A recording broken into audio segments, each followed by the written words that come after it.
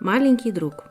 Последнее летнее солнце обнимало все еще теплыми лучами землю, а вообразивший себя охотником мальчишка быстро бежал по каменистому берегу речки, зажав в руке ветку тальника как копье. «Я этому чучуне покажу! Пусть только сунется к нам!» – кричал он в лицо встречному ветру. Следом, легкая как пуночка, летела Кындыкан, а полы ее распахнутого кафтана порхали на бегу точно крылья. «Хвастаться и заяц гораст!» – засмеялась она, и на ее щеках появились озорные ямочки. На холме еще виднелись удаляющиеся фигуры всадников, за которыми детьми и рванули со стойбища, но без резвого оленя оставалось лишь провожать охотников взглядом. «Чего тебя Дан-то за волком не взял?» – спросила Кындыкан, стараясь не отставать от брата. Ветка копье резко взметнула вверх, спугнула стайку молодых кукш и упала в реку. Мальчик остановился, отыскивая глазами брошенную им палку.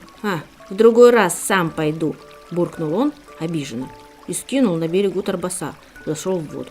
В тайге никогда не охотились, чтобы показать свою удаль, и не брали больше, чем нужно. Известное дело, пожадничаешь, сам в селки попадешься.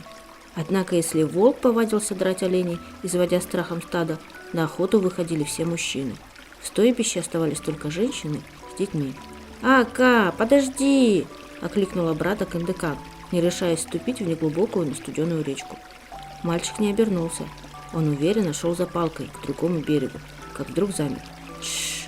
Слышишь?» Он приложил к уху ладонь. Кындыкан прислушалась.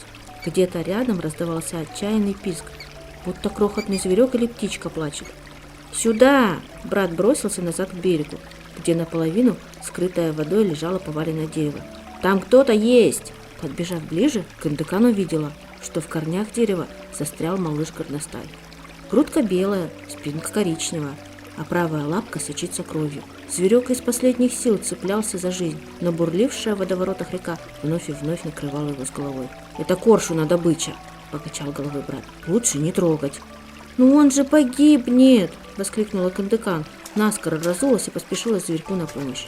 Ледяная вода обожгла ноги. Девочка наклонилась к дереву, осторожно вызволила горностая из цепких ивовых когтей и вынесла его на берег.